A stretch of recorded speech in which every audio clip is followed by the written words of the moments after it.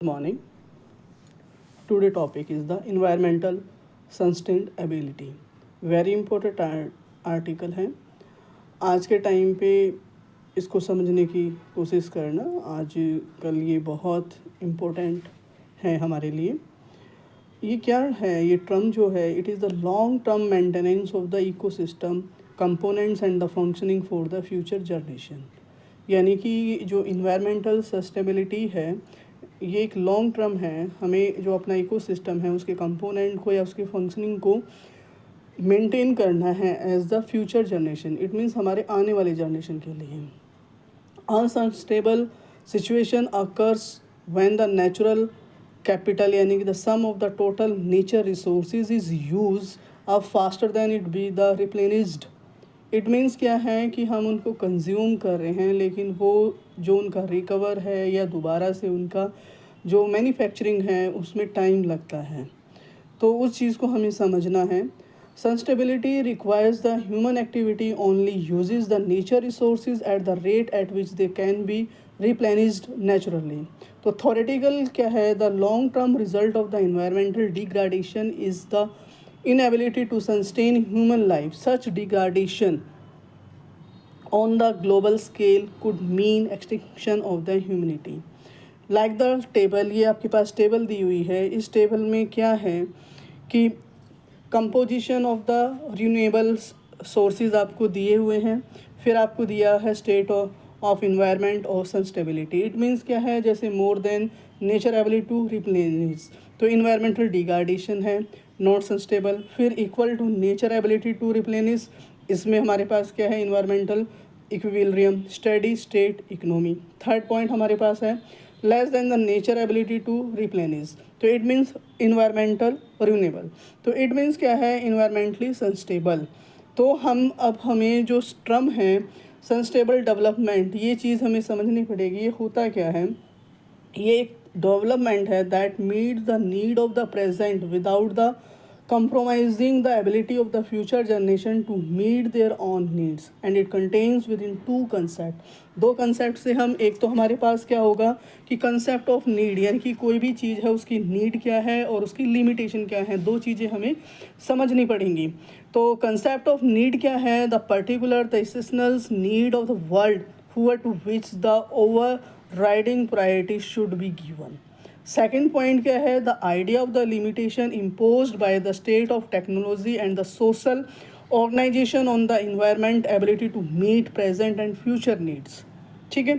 तो concept of the sustainable development is rooted in this sort of system thinking, and it helps us understand the ourselves and our world. The problem we face are complex and serious, and we can't address them in the same way and we created them। तो important components की अगर हम बात करते हैं कि जो हमारे पास important component of sustainable development या इकोसिस्टम के लिए क्या है? एक तो पॉपुलेशन स्टेबलाइजेशन, हमें पॉपुलेशन एक स्टेबल कंडीशन पर रखनी पड़ेगी, यानी स्टेबलाइजेशन लाना पड़ेगा। इंटीग्रेटिंग लैंड यूज़ प्लानिंग, यानी कि जो हम लैंड यूज़ कर रहे हैं उसमें हमें मतलब इंटीग्रेटिंग लैंड यानी कि हमें प्लानिंग के साथ करना है। कंजर्वेशन ऑफ बायोडाइवर्सिटी है, air and water pollution control है, रिन्यूएबल एनर्जी सोर्सेज को यूज़ करना है, recycling of the waste and the reuse.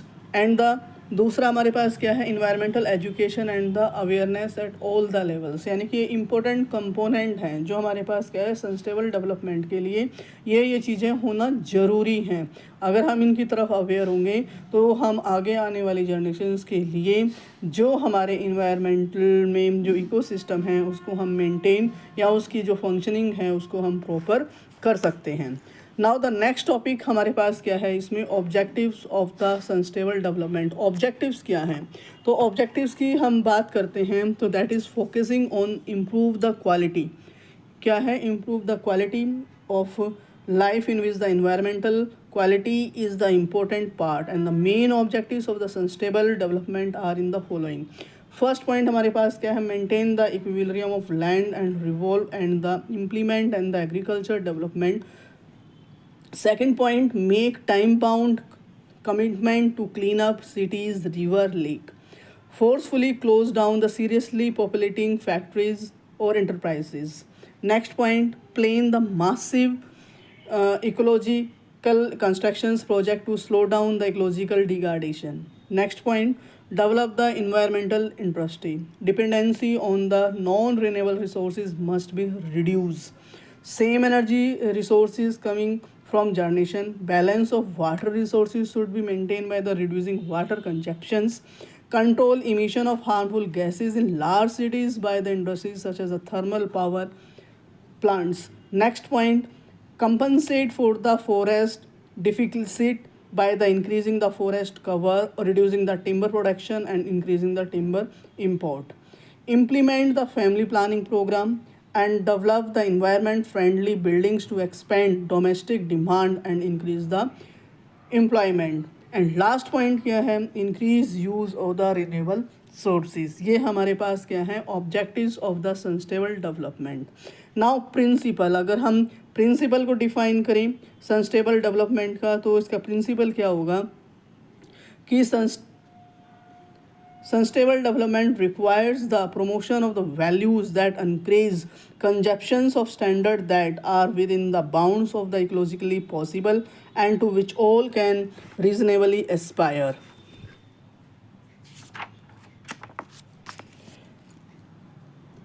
And next point, meeting essentials need depend in part on achieving full growth potential and sustainable development, clearing the required economic growth in places where such as need are not being met. Though the issue is not merely one of the population size, but the distribution of the resources, sustainable development can only be pursued if demography, development are the harmony with the changing productivity potential of the ecosystem. Next point, sustainable development must not injure the natural system and support life on the earth, atmosphere, the water, the soil, and the living beings. Next point, growth has no set limits in terms of the population or a resource use beyond which lies ecological disaster, but ultimate limit there are the sustainability requires that long before these are reached, the world must ensure the equitable access to the constrained resources and the reorient technological efforts to relieve the pressure. Next point, most renewable resources are part of the complex and are interlinked ecosystem and maximal sustained yield must be defined after taking into the account system wide effects of the exploitation. Next point, sustainable development requires that the rate of the depletion of the non-renewable resources should force lose a few options as possible. Next point, sustainable development requires the conservation of plant and animal species. The last point, sustainable development requires the adverse impact on the quality of air, water, and other natural elements are minimized so as to sustain the ecosystem overall integrity. अगर आपको मेरा video पसंद आ रहा है तो मेरे video को like करिए, शेयर करिए, सब्सक्राइब करिए. ठीक है. Now next is the features of the sustainable development. Next topic जो है हमारा इसमें क्या है, फीचर्स क्या हैं. तो वेरियस फीचर्स में हमारे पास फर्स्ट पॉइंट है protecting the world climate by redirecting energy and transport policies, steering the globalization onto socially and the environmentally acceptable path, providing food security through the global reconservation of the agriculture, promoting the conservation and the sustainable use of biological diversity and forest, protecting soils and combating desertifications यानी कि ज़्यादा से ज़्यादा पेड़ लगाए जाएं,